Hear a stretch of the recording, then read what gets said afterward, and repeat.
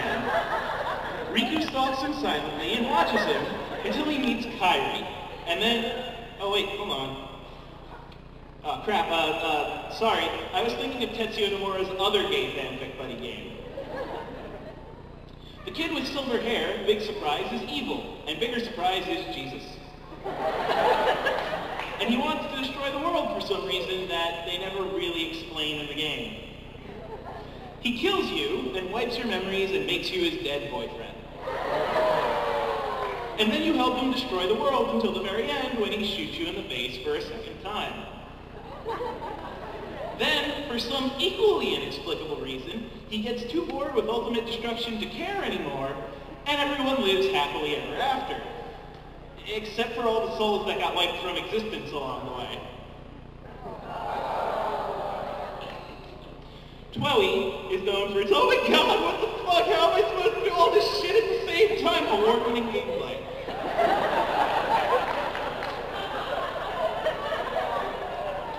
Neko is controlled via the stylus in your right hand, and your partner is controlled with the directional buttons in your left hand. You hold the DS with your third hand,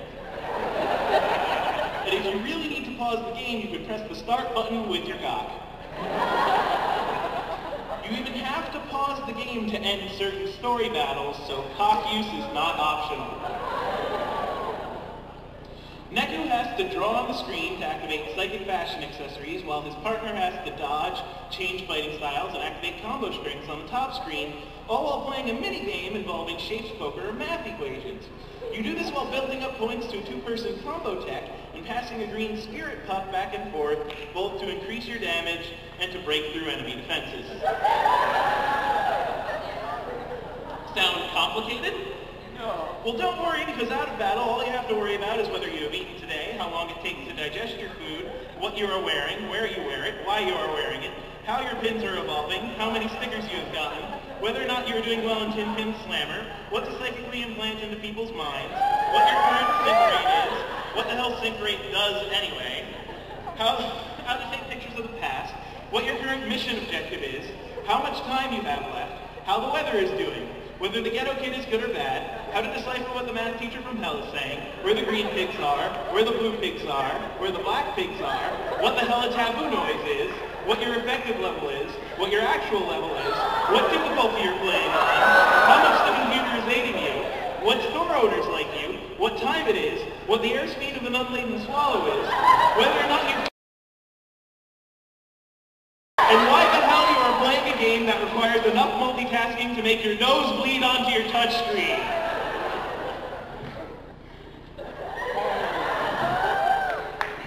Shit is inside out. Yeah,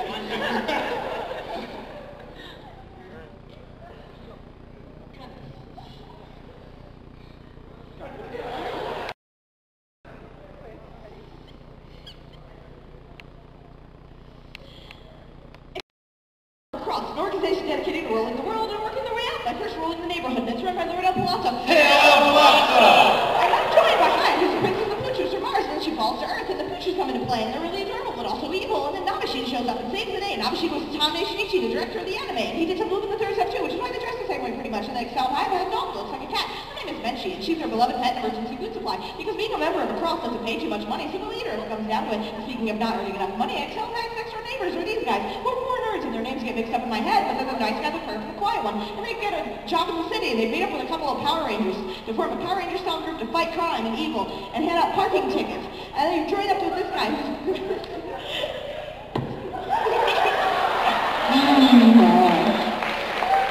give her a hand.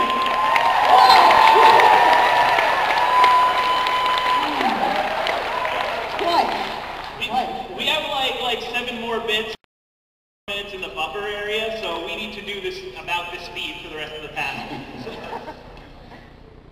A Power Ranger-style group to parking tickets and blow shit up, and then went by the Scalpel guy who's an old rival of Il Palazzo. Hail Palazzo! They fail and hide in Il Palazzo. Hail Palazzo! They go to the city and Excel's missing his friend's identity, but then she remembers and goes back to ruin the day for the bad guys, and there's this robot. He fights against a cross, and everything ends up with the same way you're pretty much starting, with Excel repeatedly dying every episode, and I repeatedly dying every episode. Despite being rushed into this event, she never dies, which is nice, because she's cute and fluffy. And Pedro does die, and he fights to get back to his sexy wife, and everything ends happily ever after, but only after getting the permission of Koshiriku and the Great Will of Nakagawa.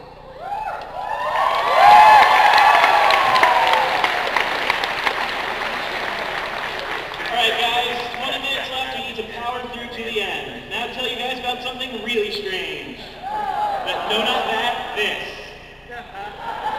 You see, this year it was my job to spoil both Scooby-Doo and Katamari Damacy, and I had been watching so much anime, playing so many video games, and lighting up so much incense, that after I got past the normal run of sex jokes we do, what's beyond that center bar is worse than you could possibly imagine. The two kind of melded together in my head. And before I go on, what the hell is going on in this picture? This is a real Scooby-Doo screen capture. For the life of me, I can't figure out what it's from.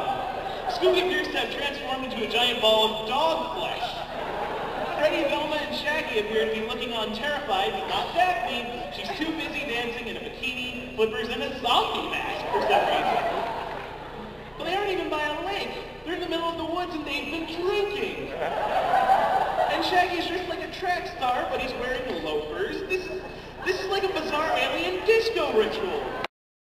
What fucking episode of Scooby-Doo was this?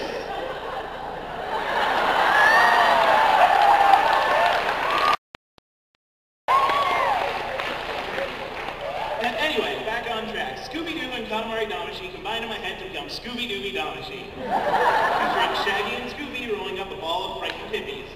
They do this all running away from a guy in a costume, only to eventually unmask him in the end. And then, of course, they listen to him complain about it.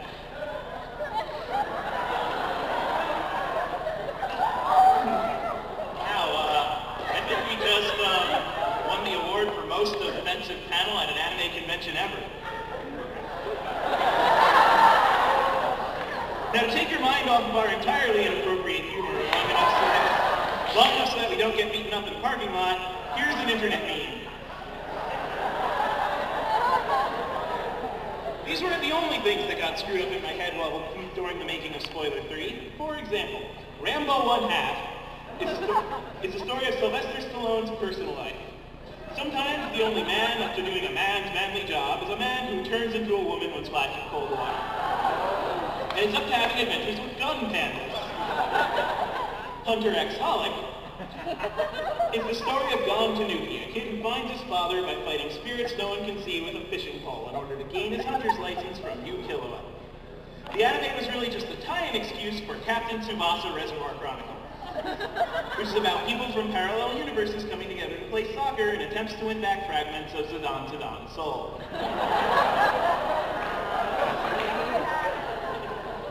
Spice and Wolf's Reign is about furries who are searching for furries, the land of furries, while trading with other furries, and the girl is a flower or some shit. And furries. Yeah, furries. Bleach Girl is the story of Momo, a decently popular girl with flaming orange hair who becomes a god of death to protect the people she loves, physically. She receives her powers from Kairi, a true Shinigami whose brother Ryo is a gigantic dick who fights with rose petals. Kairi and Momo sort of fall for each other, which causes a love triangle with Toji, the ditzy guy who summons fairies. And then there's Sai, Momo's rival who controls the sword of lies and false pregnancies, which is almost as fucked up as the giant smoking poison zombie space caterpillar baby with swords coming out of its head. Fist of the Lucky Star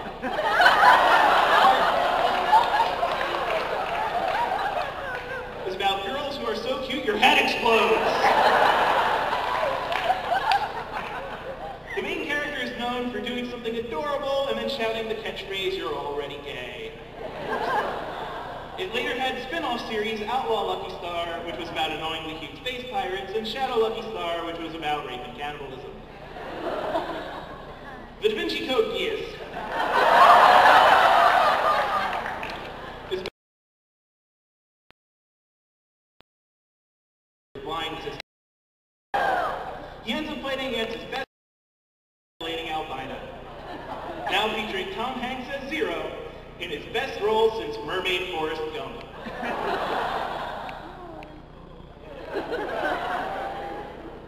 The World Ends with Yu Yu Hakusho is about a bunch of dead kids with superpowers fighting against demons in an attempt to... Oh wait, no, that's actually what both those series are about. Okay, crap. Okay, let's start again. How about the world ends with Yu-Gi-Oh? This'll work. The world ends with Yu-Gi-Oh is about a bunch of kids playing an overly complicated game. Damn it!